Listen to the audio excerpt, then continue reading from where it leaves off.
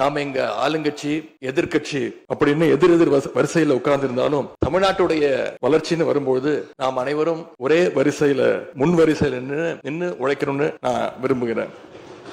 அதைத்தான் தமிழ்நாட்டு மக்களும் எதிர்பார்த்துக்கிட்டு இருக்கிறாங்க, விரும்புறாங்க. மாண்புமிகு முதலமைச்சர் அவர்களும் இன்னைக்கு எதிர்கட்சி தலைவராக இருக்கிற நானும் ஒரே காலேஜ்ல படிச்ச ஓல்டு ஸ்டூடெண்ட்ஸ், ஒரே காலேஜ்ல நாம படிச்சிருந்தாலும் அரசாங்கத்தை நடத்துறதுல திமுக தான் சீனியர் பேட்ச். அது உங்களுக்கு தெரியும். 1967 ஆட்சிக்கு வந்தது திமுக தான். நாங்க தான் சீனியர்ஸ். அந்த அடிப்படையில எங்களுடைய நாலேஜையும் எக்ஸ்பீரியன்ஸையும் நாங்க ஷேர் பண்ணிக்க ரெடியா இருக்கோம். அதை ஏத்துக்க நீங்களும் தயாராக இருங்க. ஏன்னா நமக்கு எப்பவுமே தமிழ்நாட்டு மாநிலத்துடைய நலன் தான் மிக மிக முக்கியம். அவை முன்னவரும் இந்த இருக்கையில உட்கார வச்சிருக்கிறோம், அமர வச்சிருக்கிறோம். இன்னைக்கு உங்க கையை பிடிச்சி அழைச்சிட்டு வந்து உட்கார வச்சிருக்கிறோம். இனி எங்க ரெண்டு தரப்பையும் நீங்க தான் கையை பிடிச்சி அரவணைச்சு கோவம் இல்லாம கோவப்படாம, நீங்க கோவப்பட மாட்டீங்கன்னு தெரியும். உங்களை கோவப்படுத்துற மாதிரி எந்த செயலையும் நாங்க செய்ய மாட்டோம். சட்டமன்ற ஜனநாயகத்துல ஆளுங்கட்சி காதுகளாகவும் எதிர்கட்சி குரலாகவும் இருக்க வேண்டும். அதுலதான் இந்த அவையுடைய பெருமை நிச்சயம் அடங்கி இருக்கு.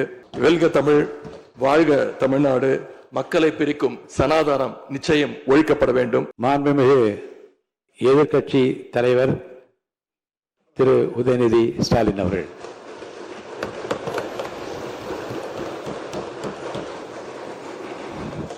மாண்புமிகு பேரவைத் தலைவர் அவர்களே, துணைத் தலைவர் அவர்களே, முதலமைச்சர் அவர்களே, 17வது சட்டமன்ற பேரவையின் எதிர்கட்சி தலைவராக எனது முதல் உரை இது. பகுத்தறிவு பகலவன் தந்தை பெரியார், தமிழ்நாட்டுடைய தலைமகன் பேரறிஞர் அண்ணா, நவீன தமிழ்நாட்டுடைய சிற்பி முத்தமிழறிஞர் டாக்டர் கலைஞர்,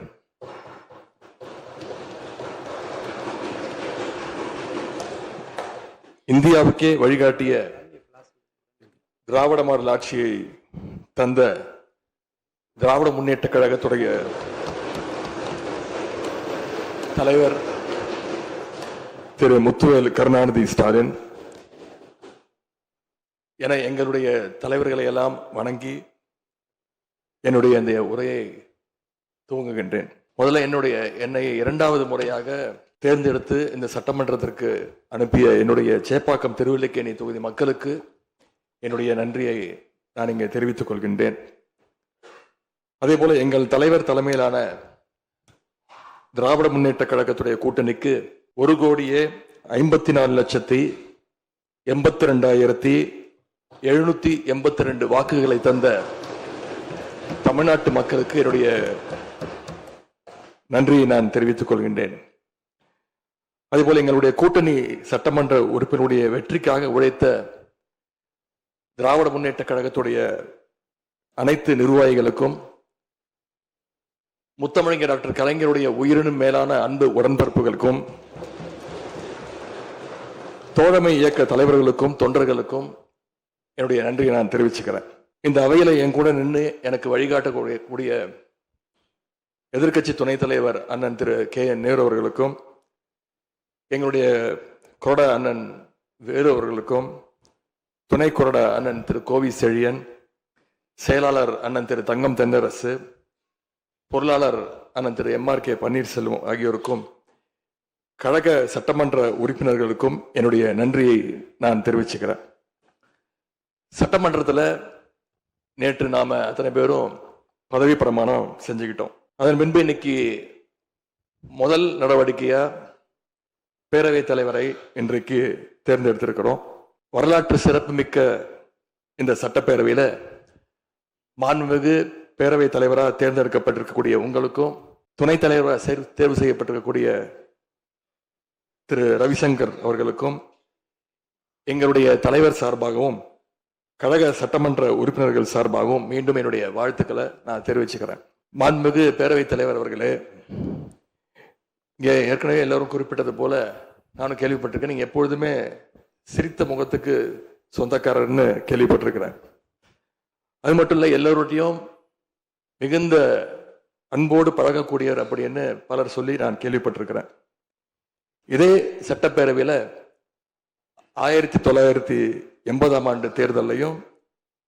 2011 சட்டமன்ற தேர்தலையும் நீங்க வெற்றி பெற்று ஒரு சிறந்த சட்டமன்ற உறுப்பினரா நீங்க பணியாற்றி இருக்கிறீங்க. எனவே பேரவையுடைய மரபுகளும் விதிகளும் உங்களுக்கு புதுசு கிடையாது. நீங்க தேர்ந்தெடுக்கப்பட்ட இப்பொழுது சேர்த்து 3 முறையும் ஆளுங்கட்சி உறுப்பினரா சட்டமன்றத்துக்குள்ள நீங்க வந்திருக்கிறீங்க. இந்த முறை எதிர்க்கட்சிகளையும் அரவணைச்சு செயல்படுகின்ற ஒரு பேரவைத் தலைவரா நீங்க பொறுப்பேற்றிருக்கிறீங்க. அந்த பொறுப்புல ரொம்ப சிறப்பா நடுநிலைமையோடு செயல்படுவீங்க அப்படிங்கிறது தான் எங்க அத்தனை பேருடைய எதிர்பார்ப்பு. அதே போல ஒரு எளிய பின்னணியிலிருந்து வந்த முதன்முறையாக சட்டமன்ற உறுப்பினராக பொறுப்பேற்றிருக்கக்கூடிய மக்களால் தேர்ந்தெடுக்கப்பட்டிருக்கக்கூடிய திரு மாண்புமிகு ரவிக்குமார் அவர்கள் பேரவையினுடைய துணைத் தலைவராக உங்களுக்கு உறுதுணையாக இருந்து இந்த அவையை வழிநடத்துவார் அப்படின்னு நாங்கள் அத்தனை பேரும் நம்புறோம்.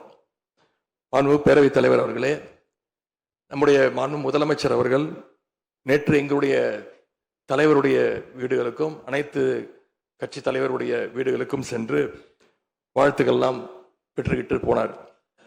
அந்த அரசியல் நாகரிகம் இந்த பேரவையிலும் தொடரணும் அப்படிங்கிறதா எங்களுடைய எண்ணம், எதிர்பார்ப்பு. ஏற்கனவே நான் சொல்லியிருந்தாலும் மறுபடியும் சொல்ல விரும்புகிறேன். திராவிட முன்னேற்ற கழகம் இந்த சட்டப்பேரவையில் எதிரி கட்சியா இல்லாம ஒரு ஆக்கப்பூர்வமான எதிர்கட்சியாக நிச்சயம் செயல்படும். எங்க தலைவர் அவர்கள் சொன்ன மாதிரி திராவிட முன்னேற்ற கழகம் என்னைக்குமே ஒரு ஆக்க சக்தி தான். மாண்புமிகு பேரவைத் தலைவர்களே, இந்த பேரவைக்குன்னு ஒரு மிகப்பெரிய வரலாறு இருக்கு. இன்னைக்கு இந்தியாவில் பண்பாட்டு ரீதியாகவும் பொருளாதார ரீதியாகவும் தமிழ்நாடு சிறப்பா முன்னேறி இருக்கு அப்படின்னா இந்த பேரவையில் நடந்த விவாதங்கள், எடுக்கப்பட்ட முடிவுகள், இயற்றப்பட்ட சட்டங்கள், நிறைவேற்றப்பட்ட தீர்மானங்கள் இதெல்லாம் தான் ஒரு காரணம். பிற மாநிலங்களுக்கெல்லாம் ஒரு எடுத்துக்காட்டாக வழிகாட்டக்கூடிய வகையில் செயல்பட்டு இந்தியாவையே திரும்பி பார்க்க வச்ச சட்டமன்ற பேரவை இந்த தமிழ்நாட்டு சட்டமன்ற பேரவை. அப்படிப்பட்ட இந்த பேரவையில் ஆரோக்கியமான ஆக்கப்பூர்வமான விவாதங்களுக்கு இடம் கொடுத்து ஜனநாயக மாண்புகளுக்கு முக்கியத்துவம் கொடுத்து பேரவைத் தலைவர் அவர்கள் என்றைக்கும் நடுநிலைமையோடு செயல்பட வேண்டும் என்று நாங்கள் அனைவரும் விரும்புகின்றோம். நாம் எங்க ஆளுங்கட்சி எதிர்கட்சி அப்படின்னு எதிர் வரிசையில் உட்கார்ந்திருந்தாலும் தமிழ்நாட்டுடைய வளர்ச்சின்னு வரும்போது நாம் அனைவரும் ஒரே வரிசையில முன் வரிசையில் நின்று உழைக்கணும்னு நான் விரும்புகிறேன். அதைத்தான் தமிழ்நாட்டு மக்களும் எதிர்பார்த்துக்கிட்டு இருக்கிறாங்க, விரும்புறாங்க. திராவிட முன்னேற்ற கழகமும் அதைத்தான் விரும்புது. எங்களுடைய தலைவர் அவர்கள் கடந்த 5 ஆண்டுகள்ல அடிக்கடி சொல்ற ஒரு வார்த்தை, இது எனது அரசு அல்ல நமது அரசு என்று எங்களுடைய தலைவர் அவர்கள் அடிக்கடி சொல்லுவார். அதை நிரூபிச்சியும் காட்டியிருக்கிறார். சென்ற திராவிட மாடல் அரசுங்கிறது வாக்களிச்ச மக்களுக்கு மட்டும் இல்லாம வாக்களிக்காத மக்களுக்குமான அரசாகத்தான் செயல்பட்டு வந்தது.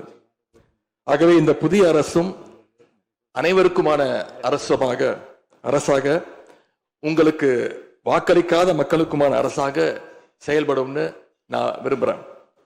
இந்த நேரத்தில் இன்னொரு விஷயத்தையும் இங்க நினைவுபடுத்த விரும்புறேன். மாண்புமிகு பேரவைத் தலைவர் அவர்களும் மாண்புமிகு முதலமைச்சர் அவர்களும் இன்னைக்கு எதிர்க்கட்சி தலைவராக இருக்கிற நானும் ஒரே காலேஜில் படிச்ச ஓல்டு ஸ்டூடெண்ட்ஸ். ஒரே காலேஜில் நாம படிச்சிருந்தாலும் அரசாங்கத்தை நடத்துறதுல திமுக தான் சீனியர் பேட்ச். அது உங்களுக்கு தெரியும். 1967 ஆட்சிக்கு வந்தது திமுக தான். நாங்க தான் சீனியர்ஸ். அந்த அடிப்படையில் எங்களுடைய நாலேஜையும் எக்ஸ்பீரியன்ஸையும் நாங்க ஷேர் பண்ணிக்க ரெடியா இருக்கோம். அதை ஏத்துக்க நீங்களும் தயாராக இருங்க. ஏன்னா நமக்கு எப்பவுமே தமிழ்நாட்டு மாநிலத்துடைய நலன்தான் மிக மிக முக்கியம். மாண்புமிகு பேரவைத் தலைவர் அவர்களே, நீங்க போட்டியின்றி தேர்வாகியிருக்கீங்க. மாண்புமிகு முதலமைச்சரும் எதிர்க்கட்சி தலைவரான நானும் அவை முன்னவரும் இந்த இருக்கையில உட்கார வச்சிருக்கிறோம், அமர வச்சிருக்கிறோம். இன்னைக்கு உங்க கையை பிடிச்சி அழைச்சிட்டு வந்து உட்கார வச்சிருக்கிறோம். இனி எங்க 2 தரப்பையும் நீங்க தான் கையை பிடிச்சி அரவணைச்சு கோவம் இல்லாம கோவப்படாம, நீங்க கோவப்பட மாட்டீங்கன்னு தெரியும். உங்களை கோவப்படுத்துற மாதிரி எந்த செயலையும் நாங்க செய்ய மாட்டோம். சட்டமன்ற ஜனநாயகத்துல ஆளுங்கட்சி காதுகளாகவும் எதிர்க்கட்சி குரலாகவும் இருக்க வேண்டும். அதுலதான் இந்த அவையுடைய பெருமை நிச்சயம் அடங்கி இருக்கு. பொதுவா இதுக்கு முந்தைய சட்டமன்ற பேரவை எடுத்துக்கிட்டா ஆளுங்கட்சி வரிசையில அதிக உறுப்பினர்களும் எதிர்க்கட்சி வரிசையில அதை விட குறைவான உறுப்பினர்களும் இருப்பாங்க. ஆனா இந்த முறை கிட்டத்தட்ட ஆளுங்கட்சிக்கு இணையான எதிர்க்கட்சி வரிசை வலிமையா இன்னைக்கு அமைஞ்சிருக்கு. அதுதான் இந்த பேரவையுடைய இன்னொரு கூடுதல் சிறப்பு. இதன் மூலமா தமிழ்நாட்டு மக்கள் ஒரு முக்கியமான செய்தியை நமக்கு சொல்லி இருக்கிறாங்க. அது என்னன்னா, எதிர்க்கட்சி வரிசை மிக மிக வலிமையாக இருந்து இந்த அரசை, புதிய அரசை வழிநடத்தணும், ஆக்கப்பூர்வமான விமர்சனங்களை முன்வைக்கணும் அப்படின்னு மக்கள் நமக்கு சொல்லி இருக்கிறாங்க. நான் நம்புறேன். ஆகவே மக்களுடைய எண்ணத்தை பிரதிபலிக்கிற மாதிரி எங்களுடைய பணிகள் நிச்சயம் இருக்கும். மாண்பு பேரவைத் தலைவர் அவர்களே, இந்த அரசு பொறுப்பேற்ற நிகழ்ச்சியில் நடந்த ஒரு நிகழ்வை இங்க நான் சுட்டிக்காட்ட விரும்புகின்றேன். ஏற்கனவே சுட்டி காட்டியிருக்கிறாங்க. அந்த நிகழ்ச்சியில தமிழ்தாய் வாழ்த்து 3வது இடத்துக்கு தள்ளப்பட்டிருக்கு. இது தமிழ்நாட்டு மக்கள் மத்தியில மிகப்பெரிய ஒரு கோபத்தையும் அதிர்ச்சியையும் ஏற்படுத்தி இருக்கு. அதை எதிர்கட்சிகள் எல்லோரும் விமர்சிச்சிருக்கிறோம். அதுக்கு ஆளுங்கட்சியும் ஒரு விளக்கத்தையும் கொடுத்திருக்கிறாங்க. நானும் பார்த்தேன்.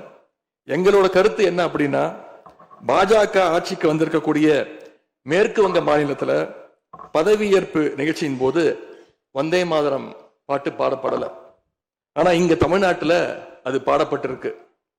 மேற்கு வங்கத்துல இன்னைக்கு யாரு ஆளுநரா போய் உட்கார்ந்து இருக்காங்க அப்படின்னு உங்க அத்தனை பேருக்கும் தெரியும். நான் சொல்ல வேண்டிய அவசியம் இல்லை.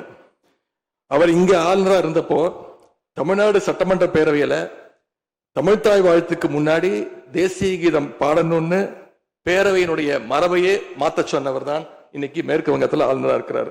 அதை நாங்க உறுதியா, எங்களுடைய தலைவர் அப்போதைய முதலமைச்சர் உறுதியா மறுத்தார். அதனால 2023ஆம் ஆண்டு முதல் தொடர்ந்து 3 வருஷம் அவர் பேரவையிலிருந்து வெளிநடப்பு செஞ்சுட்டு போன காட்சிகளை எல்லாம் நீங்களும் பார்த்திருப்பீங்க. இதன் மூலமா நாங்க சொல்ல வர்றது, அடுத்து விரைவிலேயே இந்த பேரவையில ஆளுநர் உரை நிகழ்த்த இருக்கிறார். ஆகவே ஏற்கனவே உங்களுடைய அரசினுடைய பதவியேற்பு விழாவில் நடந்த அந்த சம்பவம், அந்த தவறு மீண்டும் இந்த பேரவையில நடப்பதற்கு நீங்க அனுமதிக்க கூடாது. நாங்கள் அனுமதிக்க மாட்டோம். பேரவையில் மட்டுமல்ல, தமிழ்நாட்டில் நடக்கக்கூடிய எந்த நிகழ்ச்சியாக இருந்தாலும் சரி, அரசு நிகழ்ச்சியாக இருந்தாலும் சரி, எந்த நிகழ்ச்சியாக இருந்தாலும் சரி, தமிழ்தாய் வாழ்த்து என்றைக்கும் 2வது இடத்திற்கு நாம தள்ளி போக விடக்கூடாது. இந்த அரசு அதற்கு அனுமதிக்க கூடாது என்று நான் இங்கே கேட்டுக்கொள்கின்றேன். ரொம்ப விழிப்போடு இருந்து நம்முடைய உரிமையை, மரபை பாதுகாக்கணும்னு உங்களை எல்லாம் வலியுறுத்தி நான் கேட்டுக்கொள்கின்றேன். பண்பு பேரவைத் தலைவர் அவர்களே, வண்டிக்கு பிரேக் எப்படியோ, ஒரு காலைக்கு மூக்கனாங்கயிறு எப்படியோ, அப்படிதான் ஆளுங்கட்சிக்கு எதிர்கட்சி அப்படின்னு பேரறிஞர் அண்ணா அவர்கள் நமக்கு சொல்லியிருக்கிறார். ஆகவே பேரறிஞர் அண்ணா சொன்ன வழியில ஆளுங்கட்சியினுடைய செயல்பாட்டை உற்று நோக்கி உங்களுடைய நிறைகளை, குறைகளை சுட்டு காட்டுகின்ற ஒரு ஆக்கப்பூர்வமான எதிர்கட்சியாக நாங்கள் நிச்சயமாக செயல்படுவோம். இந்த அவைக்கு புதியவங்க, ஃபர்ஸ்ட் டைம் எம்எல்ஏஸ் நிறைய பேர் வந்திருக்கிறீங்க. அதுல மிகுந்த மகிழ்ச்சி. அதே போல ரொம்ப வருடங்களுக்கு பிறகு நிறைய பெண் சட்டமன்ற உறுப்பினர்கள் இங்க இடம்பெற்றிருக்கிறீங்க. அதுல எங்களுக்கு கூடுதல் மகிழ்ச்சி. அத்தனை பேருக்கும் மீண்டும் என்னுடைய வாழ்த்துக்கள். தமிழ்நாட்டுடைய உரிமைகளுக்காகவும் வளர்ச்சிக்காகவும் நாம எல்லாரும் சேர்ந்து ஒன்னா பயணிப்போம். எது எப்படி ஆனாலும் திராவிட இயக்கத்தினுடைய அடிப்படை கொள்கைப்படி எல்லோருக்கும் எல்லாம் கிடைக்கிறதை உறுதி செய்கின்ற வகையில எதிர்க்கட்சி வரிசையில இருந்து நாங்கள் நிச்சயம் செயல்படுவோம். நடந்து முடிந்த தேர்தலில் ஆட்சி அமைப்பதற்கான பெரும்பான்மையை ஆளுங்கட்சிக்கு மக்கள் வழங்காமல் போனாலும் திராவிட முன்னேற்ற கழகத்துடைய தலைமையில் தேர்தலை சந்திச்சு வென்ற தோழமை இயக்க சட்டமன்ற உறுப்பினருடைய ஆதரவோடு ஆட்சி அமைத்திருக்கக்கூடிய புதிய அரசிற்கும் மாண்பு முதலமைச்சர் அவர்களுக்கும் என்னுடைய வாழ்த்துக்களை நான் மீண்டும் தெரிவித்துக் கொள்கின்றேன். மாண்புமிகு பேரவைத் தலைவர் அவர்களுக்கும் பேரவை துணைத் தலைவர் அவர்களுக்கும் என்னுடைய நன்றி. உங்களுடைய பணிகள் சிறக்கட்டும். மீண்டும் என்னுடைய வாழ்த்துக்களை தெரிவித்துக் கொள்கிறேன். நன்றி, வணக்கம். வெல்க தமிழ், வாழ்க தமிழ்நாடு. மக்களை பிரிக்கும் சனாதானம் நிச்சயம் ஒழிக்கப்பட வேண்டும். நன்றி, வணக்கம்.